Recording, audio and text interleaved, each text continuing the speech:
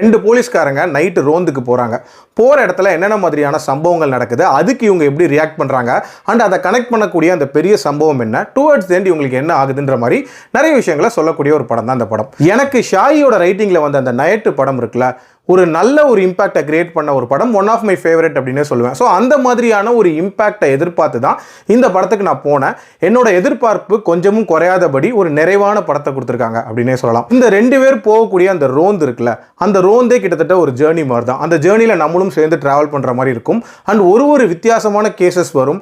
அந்த கேஸுக்கு இவங்க எப்படி ரியாக்ட் பண்ண போகிறாங்க அப்படின்ற ஒரு எதிர்பார்ப்பு இருந்துகிட்டே இருக்கும். அதிலும் குறிப்பாக திலீஷ் போத்தன் ஒரு யதார்த்தமான போலீஸ் ஆஃபீஸராக நெளிவு சுழிவோட சில விஷயங்களை ஹேண்டில் பண்ணுறது அப்படின்றதுமே ரொம்ப பிரமாதமாக இருந்துச்சு. விஷுவலாகவும் இந்த படம் பயங்கர ஸ்டன்னிங். ஆக்சுவலாக இதில் காட்டக்கூடிய லொக்கேஷனே ஒரு விதமான ஹாண்டடான ஒரு ஃபீல் கொடுக்கும் அப்படின்னே சொல்லலாம். போலீஸ்னாலே நம்ம பயங்கர பவர்ஃபுல்லாக தானே யோசிப்போம்.